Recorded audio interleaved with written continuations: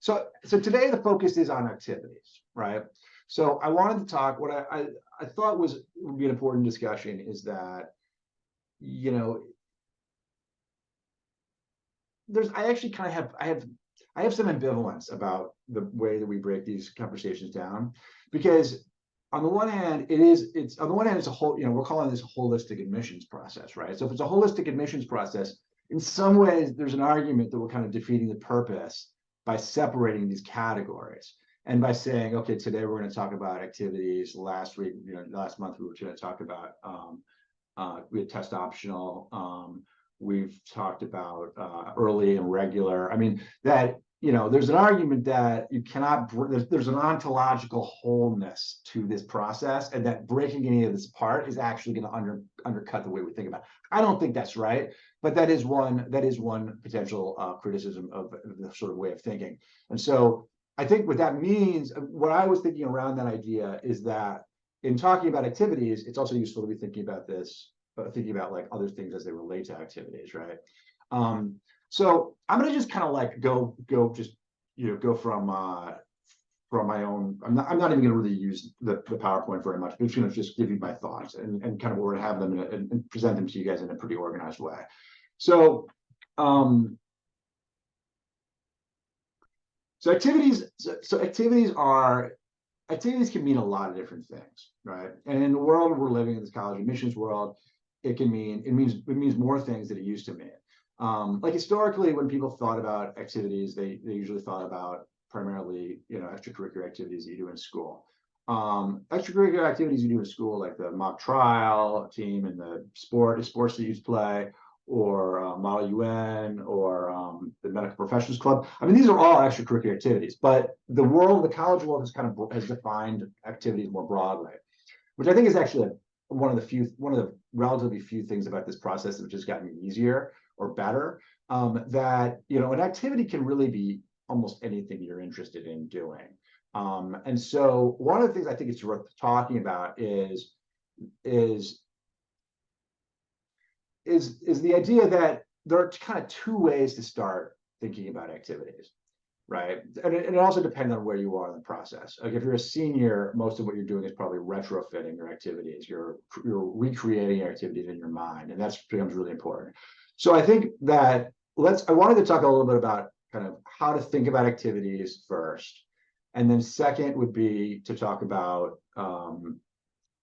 sort of models. So there are kind of two different models of how to pursue the activities that you like, extracurricular activities or things that you're doing outside of school, and as it relates to getting into college. The third thing would be how to think about the relationship between activities and like your essays. And then the fourth thing would be about the activities list, which is also part of the Common App, and not to be minimized, definitely is an important part of the Common App. So let's start here. I think the point of departure is that in terms of orienting yourself to like, what does it mean? What are activities? What is this about, right? Well, there are two ways to think about activities. One is to say, okay, let me get a map of all the things I could do in the life, and all the things I could do in like my school. One approach is to say, all right, give me every opportunity, every activity that exists, put it on a spreadsheet, or get it on a website somewhere, and choose things from among a list of possible things to do.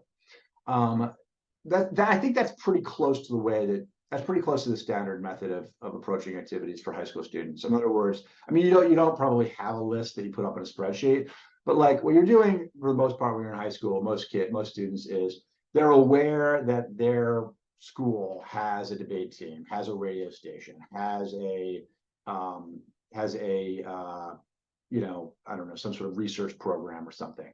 You're aware of those things, and you participate in the things that you are aware exist. And so you may, maybe somebody who's a friend kind of influences you or whatever. But the point is that you start from what's available and then you go after it. Now, the second model, which is the model that I would suggest, but it's much harder, especially if you're older, is you start not with what's available, you start with what you actually want to do.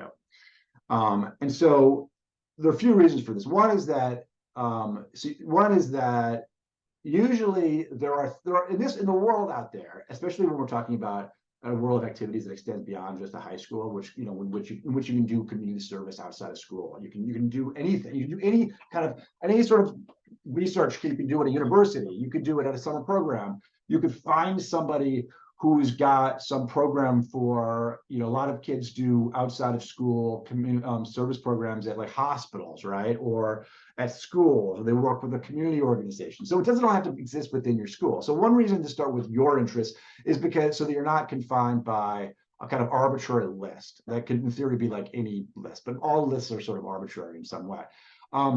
So the other reason is that it forces you to do kind of the hardest thing, maybe the hardest thing that one of the hardest things you do in life probably, which is to figure out what you actually enjoy. And so what I want to suggest here is that figuring out what you enjoy is by far the most important part of all of this process for activities. And it is by far the hardest part of it too. What's available is easy to find. What's hard is figuring out where you are and what kind of things you really want to do with your life. And when we think about discovery, we think about it in sort of three ways. One is, what are you really interested in? Things that you can really get involved with in terms of your extracurriculars. Two involves things as that can relate to the relationship between your interests and your major or like your broad area of study. And three is relating your interests to something that a particular kind of school, like a particular kind of cultural environment. So, starting from a position where you want to, or you're trying to identify, trying to figure out what kind of things you love to do, is a good position to have. There are two types of students there. There's one type of student where they already have some idea, a pretty good idea of what they love to do. Whether by that I mean love to do in general, whether it means study or what kind of service or what kind of things in life they love to do. And then there are a lot of other students who have a lot of things that they kind of like to do, but nothing they love to do. So I think part of this involves we have all these interest inventories, right? Like we can help you guys, help people. We help sort of people identify or explore things that they might be interested in and see how far it goes.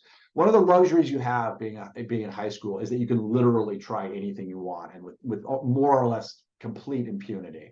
I mean, you can experiment and adventure and do all sorts of different things in all kinds of different fields and have no one hold it against you. And basically just, if anything, colleges kind of look at it and they say, "Oh, this is great. This guy's really eclectic, or he's got a broad range of interests, or he's well-rounded." So that's one of the great things about one of the things about school, which is kind of nice. But I think that the point about this, and it's a really obvious idea, but I think that the implications of it are not necessarily so obvious, is two things. One is that you don't want to be confined by your school. Like you don't want to be confined by what appears to be available, because you don't have to look very far to find things that are not of it that are available in outside places. And I could list 100 of them, but that's one point about why to start with your interests. Another reason to start with your interests is because it just so happens that that for all the discussions we have about strategy and positioning, that the very things that are going to be most helpful in helping students get into school are going to be pursuing things that they're intrinsically motivated to do.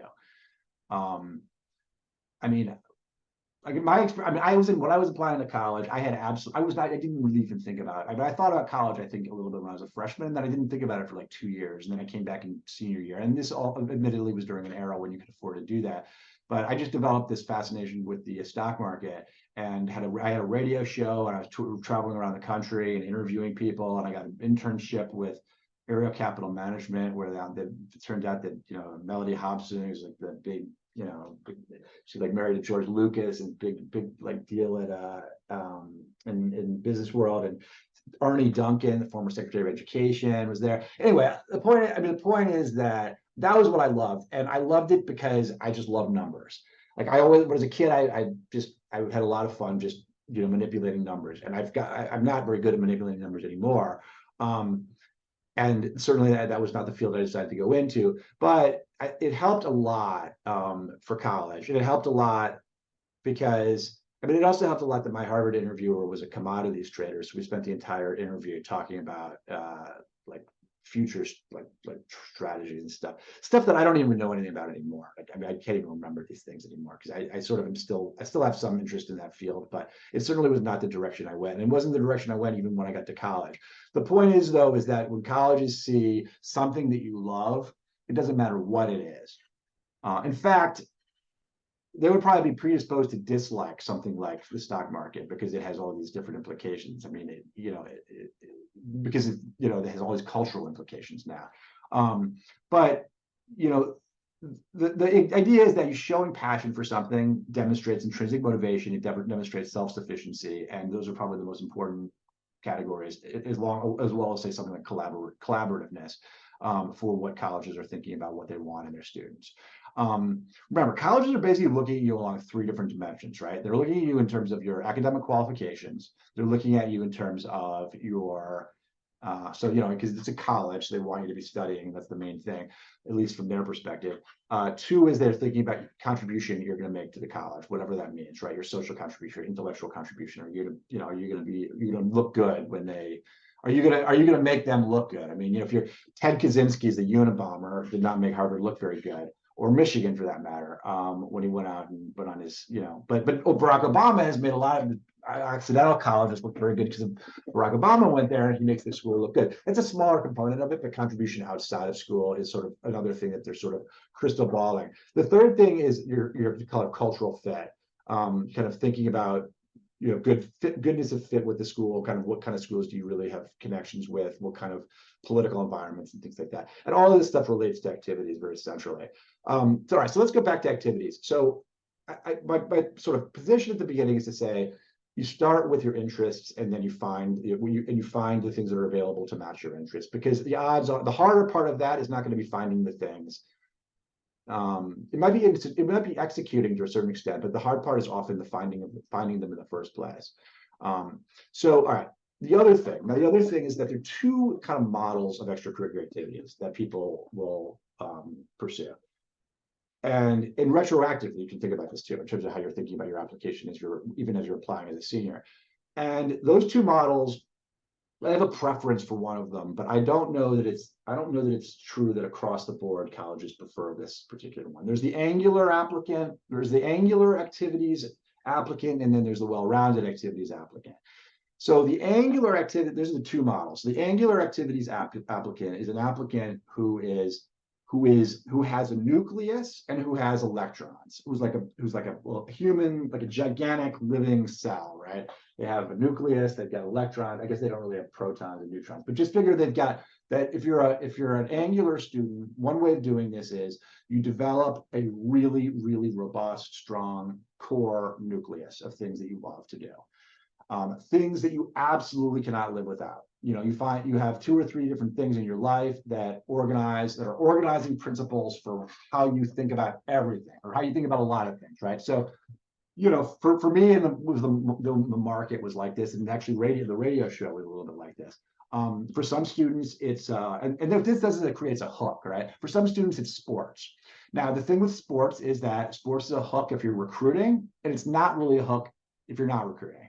So if you're not recruiting as in terms of desirability of certain like nuclei, go. The problem with sports, creating sports as your nucleus, is that if you're not actually playing the sport at all, if you're not doing anything connected to the sport in college, then it has, the value to the school is a little bit lower, right? I mean, they're valuing in terms of the character building, and they're valuing in terms of your contribution to a team. So it's still important, but it's just less important. It's just important in a kind of different way.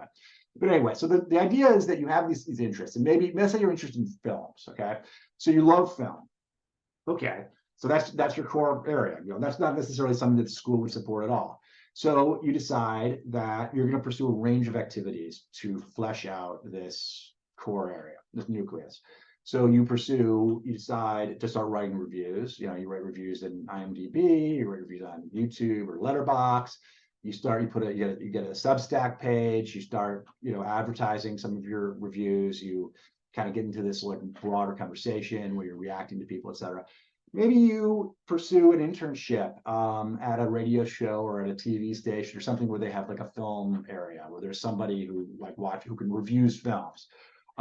Maybe you get in touch with professional critics and see if there's any opportunities to work with somebody like that. Maybe you get in touch with film schools. Maybe you talk to USC or NYU or any of the other fantastic film schools. So the idea here is that like you take something and you attach all kinds of different things from the outside to it. And if you're really interested in it, some of those things that you're attaching from the outside will also be meaningful. And so that's like, so with that model, this angular model, you have one thing or two things you really love. And then you have a lot of things around that are orbiting around the nucleus as like electrons that a lot of it, so some counselors will discourage this. And I think it's absolutely, I think this is absolutely crucial to do. And I don't know why anyone, it always strikes me as surprising that anyone would discourage this. But is joining as many, you'll want, if you're pursuing this particular this model of the nucleus and the electrons model, you want to get involved in as many activities as possible. Just like joining clubs. Now, you shouldn't join clubs just to join them. Like, if you're like I've had students who they do this and then they join the bowling club and the golf club, the game, and then they join the Polish American club, and then they join the Russian American club, and then the Chinese club and the Jewish club. And it's just clearly they're just doing this for to get into college. So you don't just choose these things randomly. You choose them. You actually, with the electrons, you do base your electrons on a list. So you see what's out there at your school, or you see what's out there in your community, and you join things just to get involved. You join them because you know that there is a list of 10 activities that you're going to have to fill out on your activities list for college. And you know that there are going to be opportunities to sprinkle these things into your essays. And so you get involved in 8 to 10 different things. Usually we suggest about 3 new things a year, activities. And these don't have to be activities where you exhibit any leadership. I'm talking about like, just show up for the yearbook picture. The point is that they're honest, they're real, they reflect real interests. And if you want to add a little bit of intrigue to it, maybe you make them a little bit incongruous with each other. So you set up your electrons in such a way that they don't seem to be consistent. Like that's good. Like they'll like that, right? Because you have this very consistent core, but then you have all these things around that are kind of like little, they make you kind of they're kind of striking, right? They make you stand out. They make you suddenly the object of some curiosity. Like this guy, he shows up. He's really into football, right? But he's also the cheerleader. I don't know. He's also like into like feminism, or I don't know, whatever, right? The point is these things that don't necessarily go together. So you want to do stuff like that, like stuff that exists really well and work really well in kind of your electrons. Now, this is one model. The other model for activities is the well-rounded model. Now, I think I have a bias, and probably personal dispositional bias, as well as a professional bias in favor of the angular model. But the well-rounded model is certainly effective, has proved to be effective for many students getting into any school. And the well-rounded model is, instead of having one nucleus, you have like 4 or 5 nuclei. You have like between 3 and like 6 things that you're just really involved with. That like you're not quite as involved as the one person who's got a single nucleus. Like you don't have like 8 different activities that are related to film, but you've got like 2 or 3 that are related to each one of these things. So if you're interested in writing, you have a writing part. You have this writing set of activities that you take courses at the Graham School at the University of Chicago, creative writing, and maybe you apply for some competitions, and and then maybe you do some you do an internship with the New York Times or something. I don't know, whatever, right? That you do like a couple things, and then maybe in addition to your writing, maybe you love I don't know, maybe you love physics, right? Like astrophysics or something like that. And then you say, okay, well, I'm going to take an astrophysics course for a summer program. I'll take as many physics courses as I can take in school. I'll try to see if I can do an internship at the planetarium, or something like that, right? And so here, what you've got, instead of having one thing that you're hitching your whole your activities to, you have 3 or 4 things. And that's where sport comes in. So sports are very good sports operate extremely well in this well-rounded model, where you get really involved in a sport where you're not recruiting, and your sport becomes one of the 3 nuclei or 4 nuclei. And the good thing about having the nuclei is that the electrons then become a little less important, right? Because like if you have 5 nuclei, you don't really need to have you only need 4 or 5 more activities in general. And so there comes a point of diminishing returns where at a certain point, you probably want to have a few activities that revolve around these nuclei, but it's sort of becomes a little less critical. Does anyone have questions about any of that? I mean, I think these two models are, I mean, they've always been presented as though they're complementary. And I mean, certainly there are others, but I think this is a helpful way to think about activities, and it's sort of a helpful way, I think, in some ways, to think about your application more broadly, like you're at least the non like academic part of your application.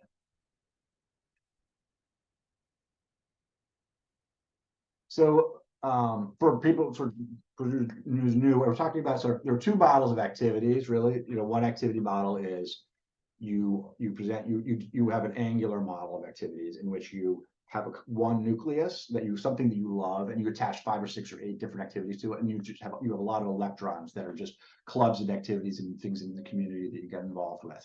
That's one model, and the other model is the well-rounded model, where you have 4 or 5 nuclei, where you have a few things that you're really involved with, and that takes a little bit of pressure off of the electrons because you don't need as many to fill out your activities list or your essays.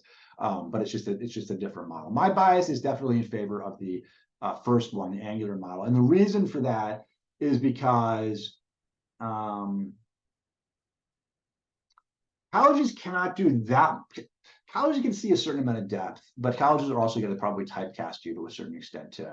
So like, there are 3 exogenous hooks, 4 exogenous hooks historically.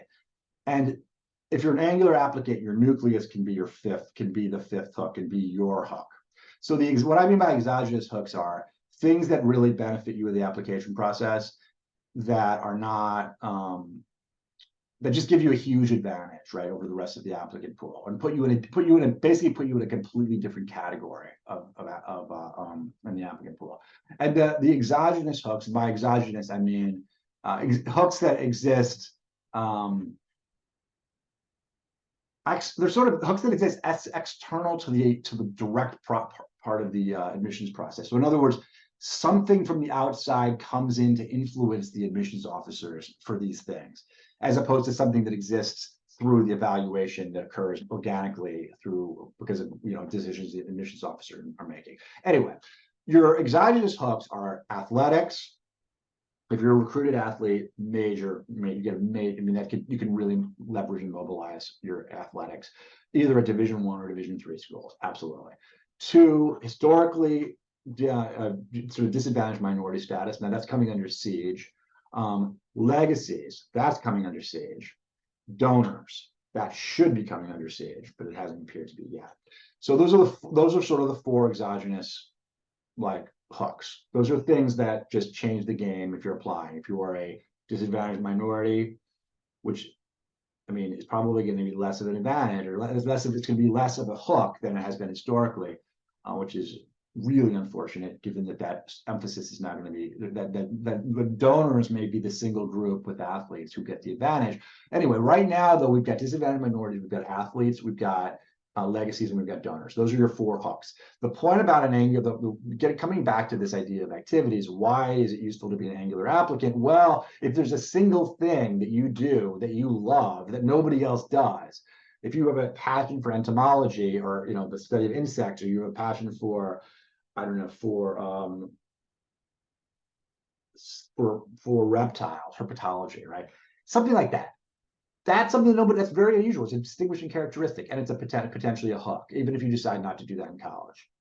Okay, so any questions about that? I mean, this is just my perspective, and I mean, but I think this is so far we're treading on pretty familiar terrain, I think. Okay, now quickly on the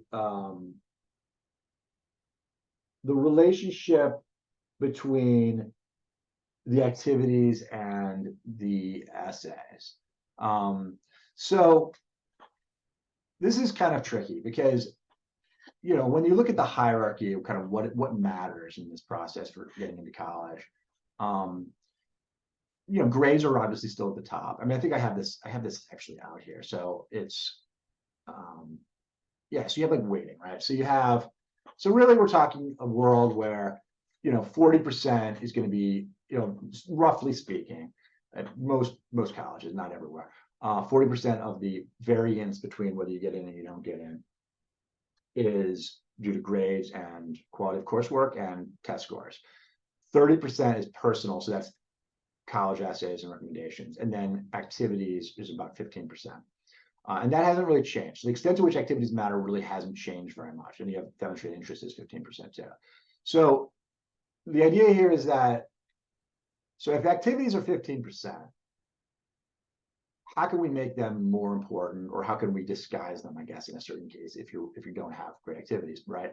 Like how can you make use of like a really exciting and interesting activity if it's only 15%, and if you only got a small space on your activities list to talk about it? Because your activities list, which we'll talk about in a second, your activities list is going to be a list of, and I'm going to do a screen share on that. But the activities list is a list of 10 activities that you've pursued during high school, and the limit for the description of those, each of those categories, is 150 characters.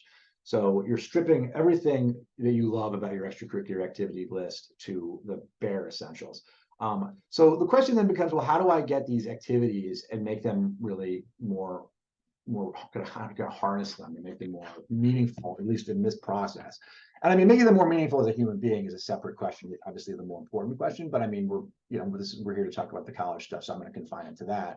So the answer to that is, so how do you think about your activities in relation to essays? Well, you sprinkle the essays in, you sprinkle the activities into your essays. So there are, let me see if I put this on here. There are basically 5 different types of supplement essays, right? All right.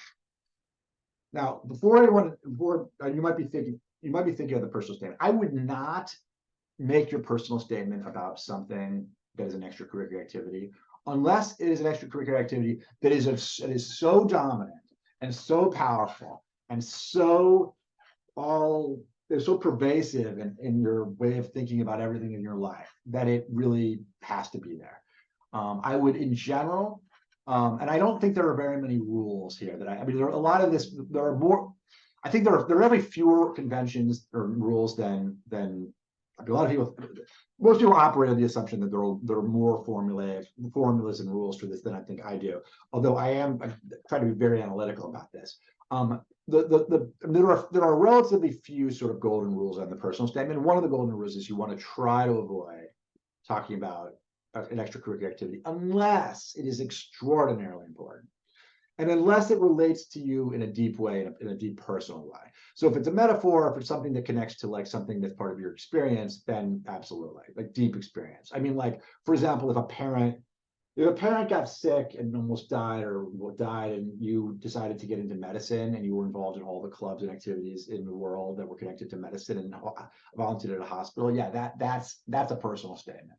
But talking about football or in the stock market, it's not going to do it unless there's a deep human connection to that. In other words, a connection that's interpersonal, a connection that has to do with how I think about the world, and a connection that has to do with how I think about my life. So the best place to sprinkle the activities are generally in these supplement essay themes. So you've got kind of 5 different types of supplement essays that you can talk about your activities. The why us essay is the classic. The why us essay is you've got them, you've got you, and you've got the connection between you and them. So why us essay is half of it is a research project, half of it is brag about yourself and tell us about all the things that you're interested in doing that have some connection to the school that you're applying to. You can bring in all sorts of different activities in the YS essay.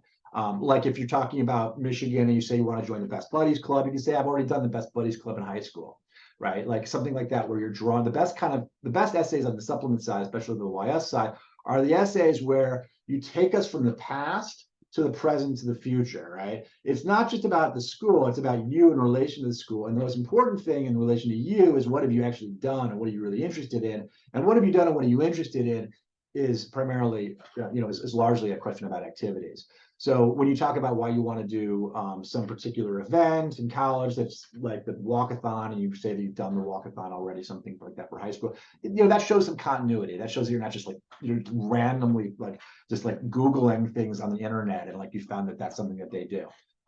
The academic essay is a little bit less easy to throw in extracurricular activities into, unless you have a lot of activities or interests in things that are academic.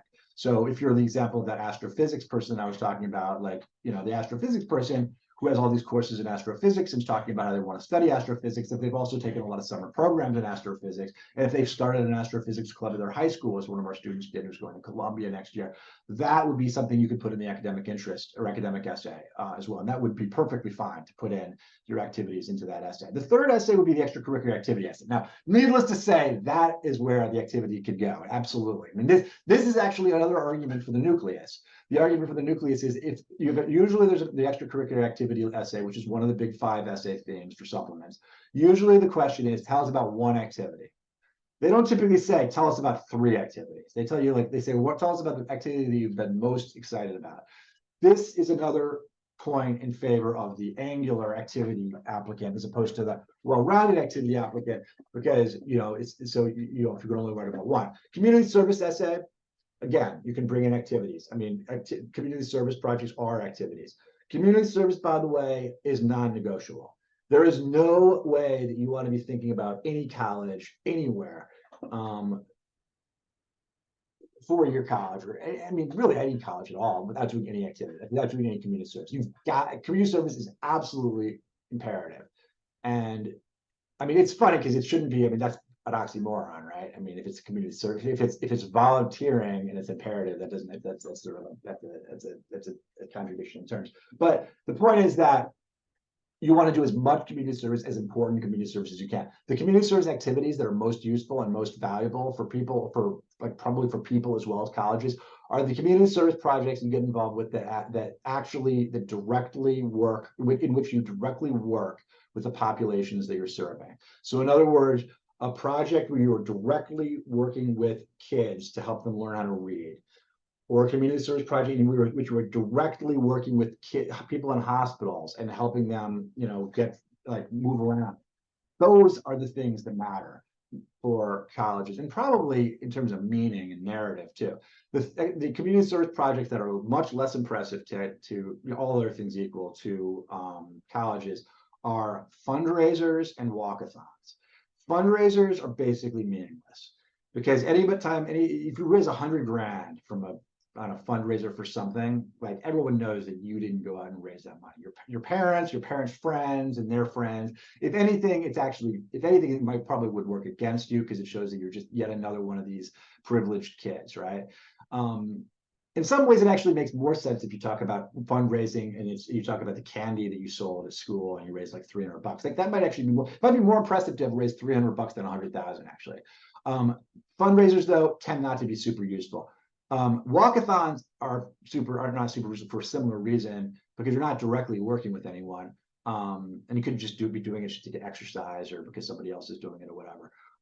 If you just start a nonprofit organization, that's extraordinarily helpful. If you start something where you're working on some sort of executive team that's part of a community service project, that could be helpful. But I think the most important community service projects in general, I mean, again, I'm talking about this from a college perspective, like not from the perspective of you as a human being. Although I do think probably this is true of most human beings, is when you're working directly with people. You're working directly with community organizations in the South Side. You're working directly with kids immigrants who to help them learn how to read or something like that. I mean, those are so meaningful, right? So those can be great essays. Then the 5th type of essay is the identity essay, and the identity essay is kind of what are you going to contribute to to cultural diversity. And actually, ironically, this is one of the hardest. So for a lot of white upper middle class students, this is the hardest essay to write.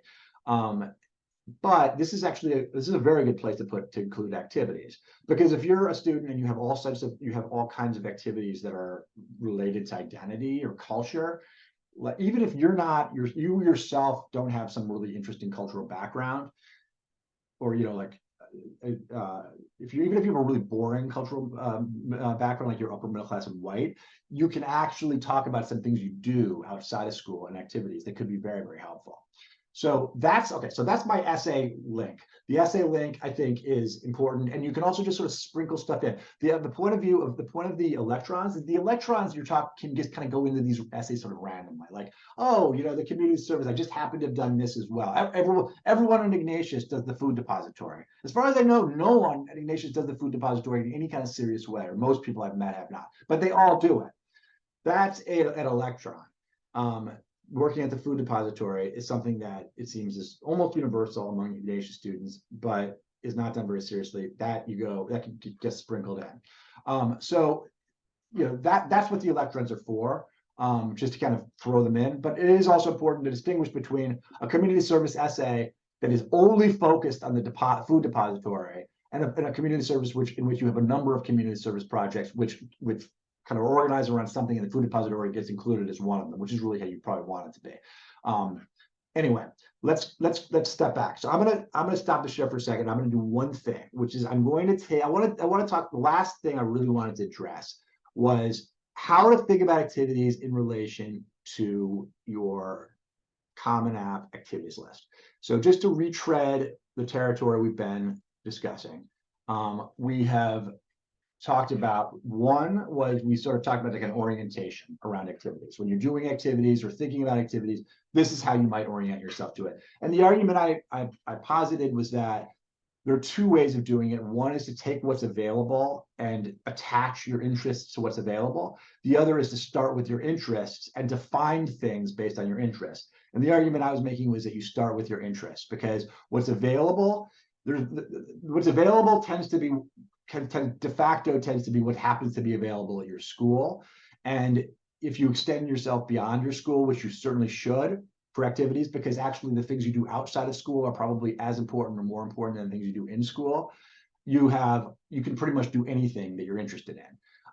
The second thing we talked about was the two different types of activities students. So you have the angular activity student and you have the well-rounded activity student.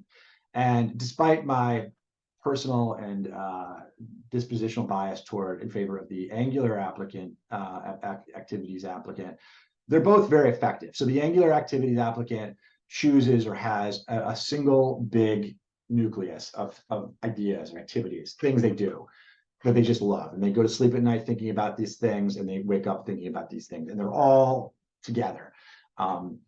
And it's one thing, and it becomes a hook, right? It becomes your endogenous hook. The other, and then you have a lot of electrons that are floating around, kind of around, that are orbiting around the nucleus. And the electrons are just lots of clubs, lots of activities, just to sprinkle into your essays, things where you are genuinely interested in them, but you're not necessarily exhibiting leadership, the sorts of things where you just sort of show up for the yearbook picture. Second model is the kind of the well-rounded applicant, the well-rounded activities applicant. The well-rounded activities applicant, as we discussed, is like, when you have 4 or 5, you're like a hydra from the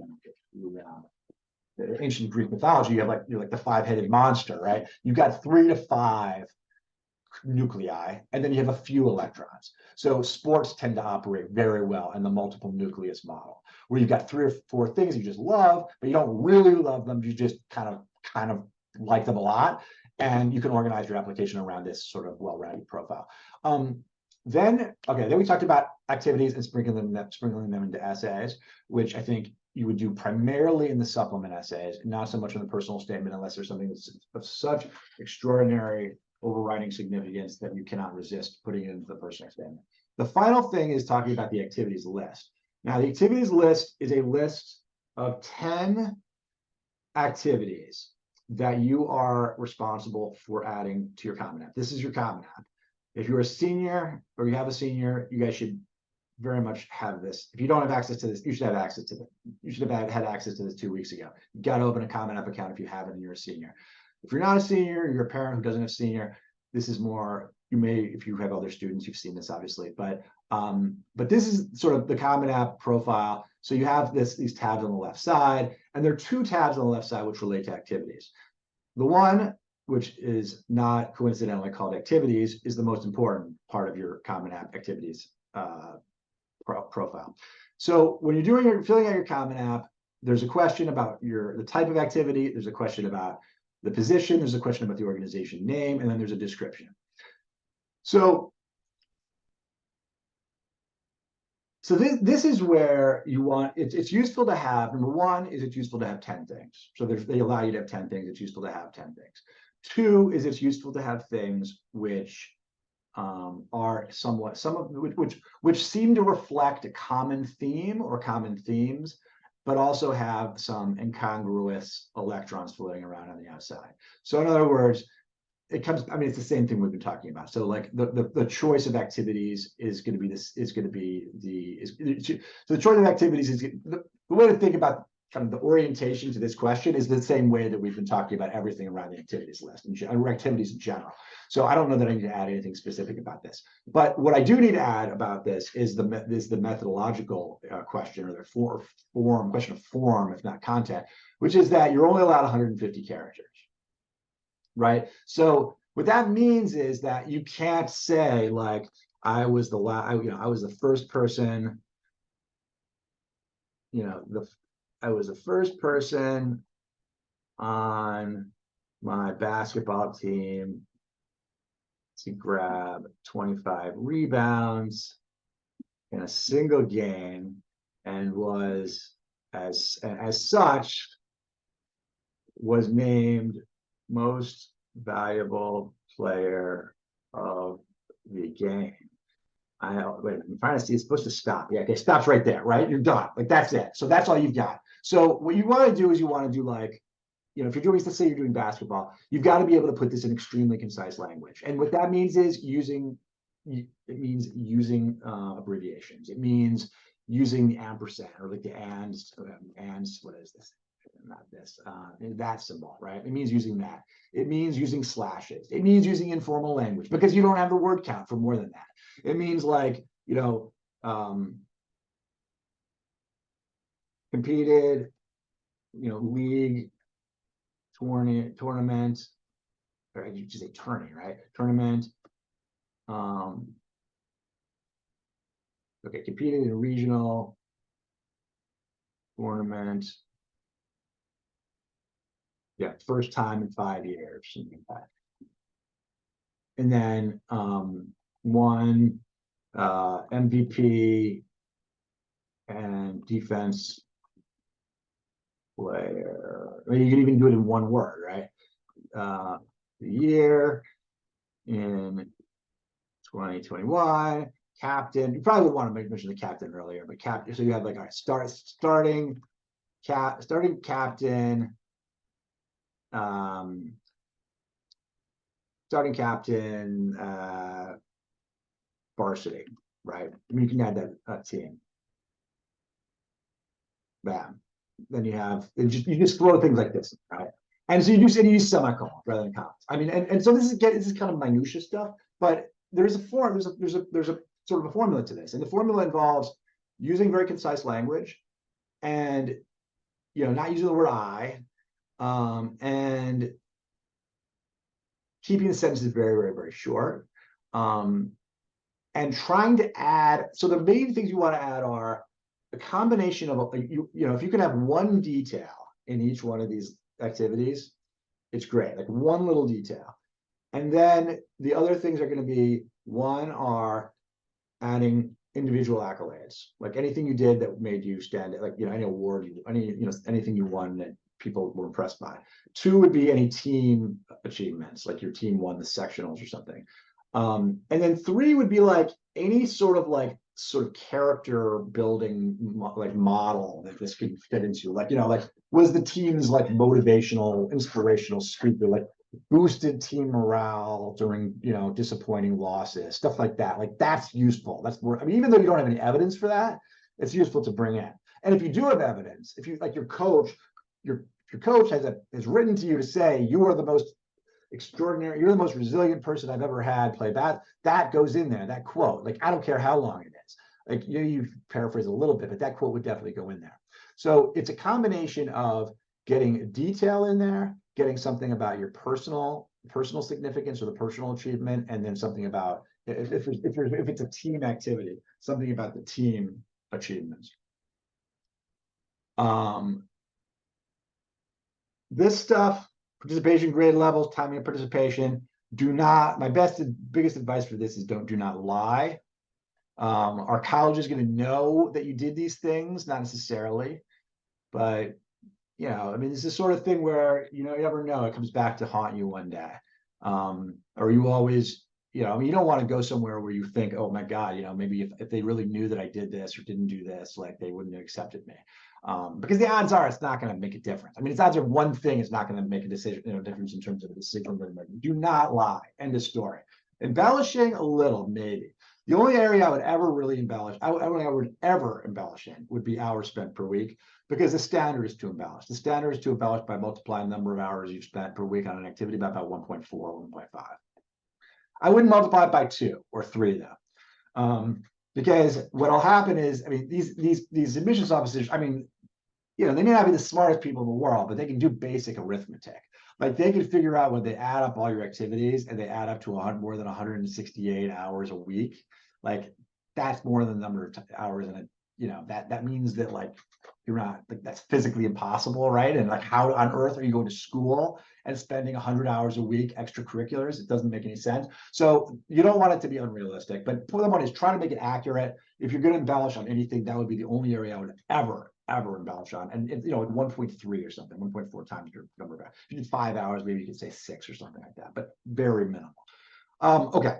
Activities list. That's one. Now, there's another part of the profile. I want to get through this quickly so that we can do any little questions or talk about anything. The other part of the activities is in the education section, which is not super prominent. Education section is another opportunity to talk about your activities. This is where you can talk about universities where you took courses or potentially summer programs. So I wouldn't mention university courses in the activities list. If you took a course at the University of Michigan or Michigan State or whatever, the Art Institute, don't mention that in your activities list. Mention it here. Doesn't matter whether you get credit for it or not. Still, this is the place to do it. It also frees up more space in your activities list. So this is a list of of things that you did at different schools that are not your own school. The other thing I would also save room for in your activities list are honors. So let's say you won an award. You were named valedictorian, you named like most. You gave some sort of award at your school, right? Put that in this. Don't put it in the activities list.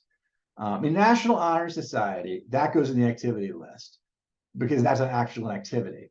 Although I would not ever mention National Honor Society did volunteer work, because it's volunteer work that you did for National Honor Society is not volunteer work anymore, just like hours you're trying to fill. But for the honors thing, it's like something you won, some real award, like you were the #1 International Math Olympiad competitor in the whole world. That goes there, that sort of thing. Okay, that structures activities, talks about in terms of like how to think about it, maybe how to approach it, how to model it, how to think about it with the essays, and maybe how to think about it with the activities list.